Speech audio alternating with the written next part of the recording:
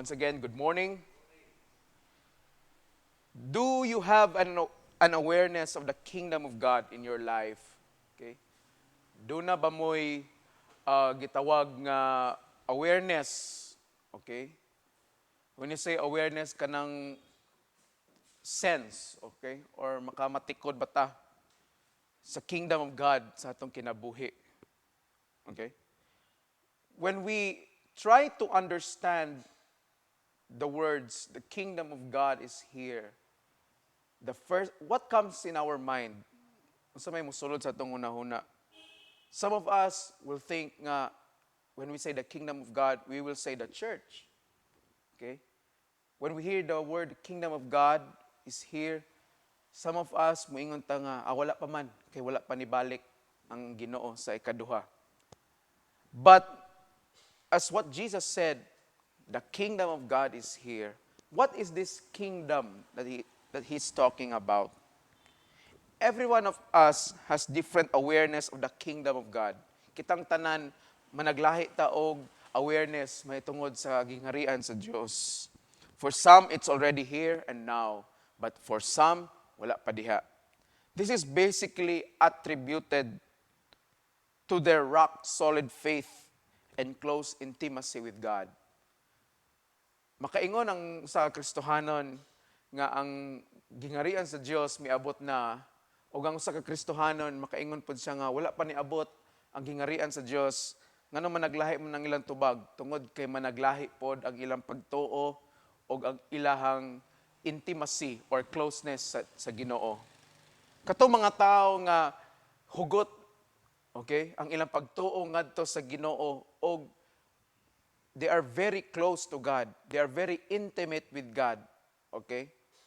They would really say that the kingdom of God is here. But alang niadtong mga tao nga dili hugot ang ilang pagtuo ngadto sa Ginoo o wala sila'y intimacy sa Ginoo, mao na moingon sila nga layo pa ang pagbalik sa Ginoo, dugay pa kaayo. Okay? Or worse, moingon sila nga walay Ginoo. Their rock-solid faith and intimacy with God, which is always fed by a healthy relationship and prayer life. Others have no sensitivity of the kingdom of God in their lives. And the sad part is they think that life ends with death. Ang uban, gyoy awareness nga ang gingharian sa Dios miabot na, and sadly they think nga death is the end of life. In these others lies the challenge for us Christians. What must we do so that these immeasurable others will know that the kingdom of God is real? Nagi mga tao nga lisod nimo patuohon, no? Lisod nimo ikumbinsi nga adunay Dios, nga ang gingharian sa Dios miabot na. To the point nga makigdebate pa nimo nga kung tinuod nga naay Ginoo nganong gitugot man niya nga magkagubot ang kalibutan, kung naay Ginoo nganong gitugot man niya nga masakit ta, di ba? Kung tinuod nga naay Ginoo nganong gitugot man niya nga mamatay ta, no? Until nga magdebate, walay kahumanan nga debate. Okay? But kita nga mga Kristohanon, unsaon man nato pagpakita sa uban, labi na sa mga tao nga dili mo tuo, nga ang gingharian sa Dios ni abot na gyud, or ang gingharian sa Dios ni anak kanato. Should we preach about it? Ato ba ning iwali, isangyaw? Should we teach them about it? Ato ba silang tudluan, bahin ani? We must preach, we must teach, and we must live the kingdom of God in our lives. Kinahanglan niya atong isangyaw, itudlo, og labaw sa tanan atong ikinabuhi ang gingharian sa Ginoo. Okay? Again, lisod kaayo magkinabuhi kang Kristohanon pero dili ka consistent sa imong actions. Mabitaw nga naay mga tao moingon sa imo nga simba-simba pero mangyapon ka na bag-o. Okay? Magbantay ka. Ngano man, you have to consider what they said. Ngano man, kay basig tinuod gid pod nga sa sige nimong simba-simba, sa sige nimo og alagad sa Ginoo, alagad sa simbahan, pero ang imong kinabuhi wala ni reflect sa imong gibuhat. Ha? Wala nakita sa imong kinabuhi ang transformation nga gihatag sa Ginoo sa imo. Kuan ko serve kunoy pero palahubog mangyapon. Di ba?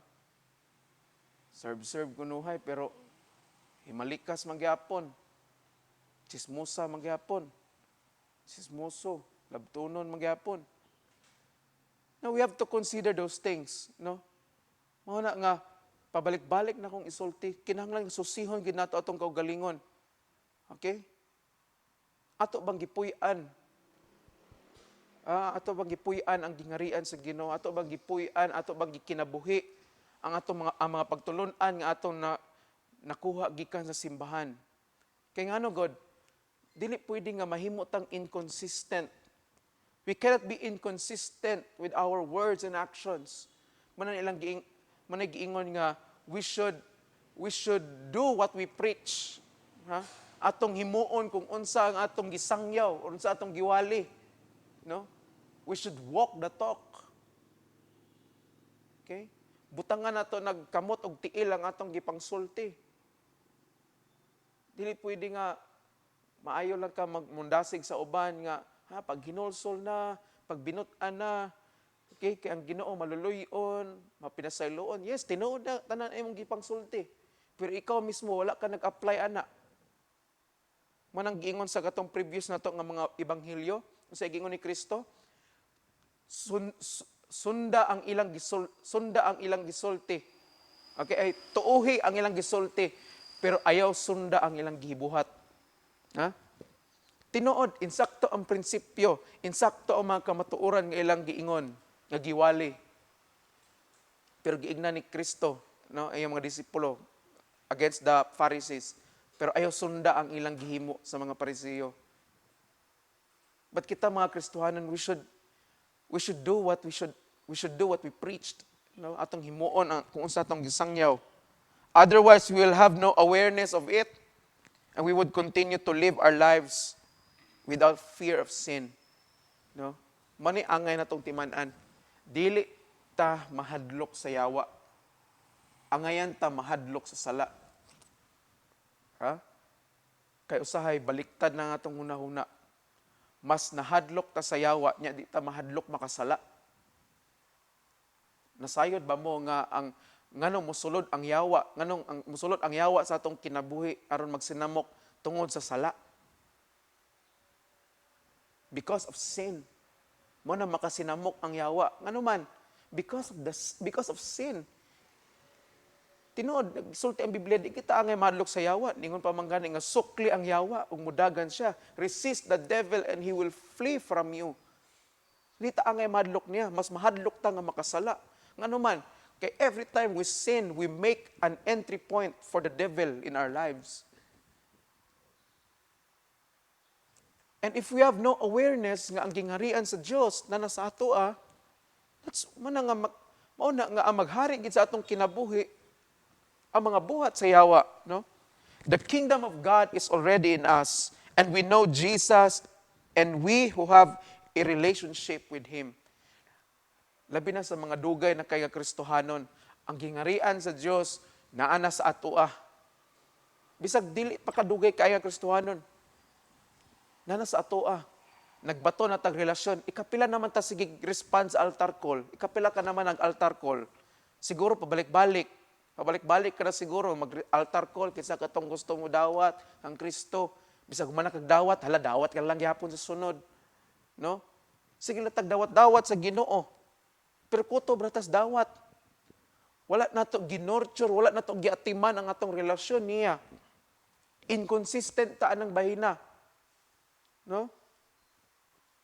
Mo nang usahay ang mga tao sa kalibutan, sad to say, dili maglisod og tuo nga dunay Ginoo ngano man kay imbes nga kita unta nga mga Kristohanon ang manguna mahimong example ni ana ipakita nato sa ila nga naagi Ginoo sa atong kinabuhi, si Jesucristo naa sa atong kinabuhi.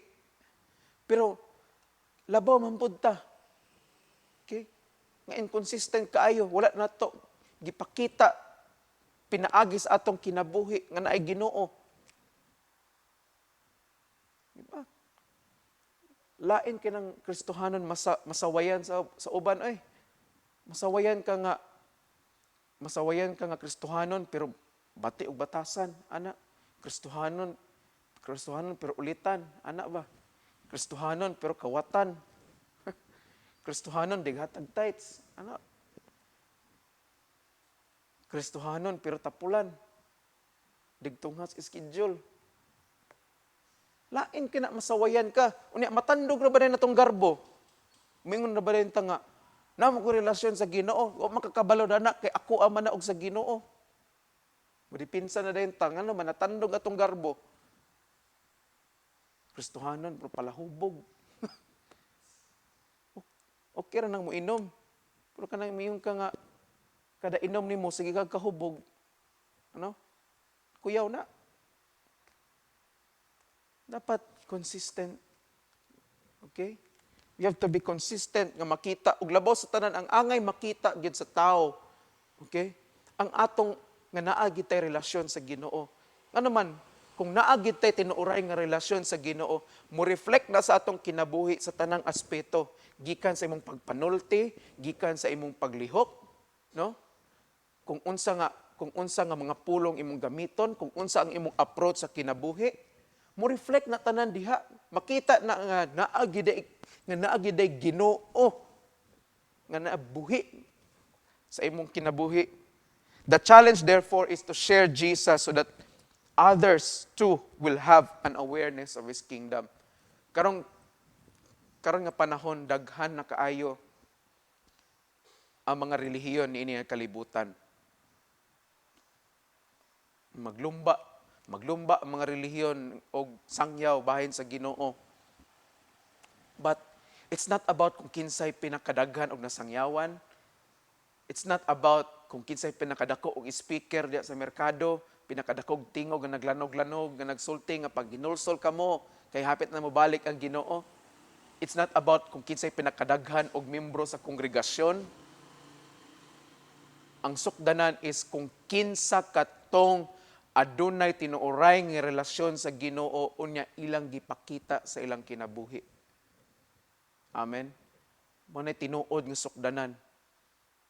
Okay? Quality over quantity. Mao na nga whether you are a minister, a clergy, or just a regular church goer, ang importante nga aware ka nga ang Dios, ang gingarian sa Dios naa sa imong kinabuhi. Jesus is in your life, na kay relasyon sa Ginoo, og giauhag mo na mong tanan no nga ato nang ipakita sa uban nga tinuod nga naa gid tay relasyon sa Ginoo. Aron kung unsa ang atong gisangyaw, kung unsa ang atong gisulti, mahimong consistent pinaagi sa atong actions. Kay unsay giingon ni Santiago, Santiago 2:17, ang pagtuo nga walay buhat patay. Palihog manindog.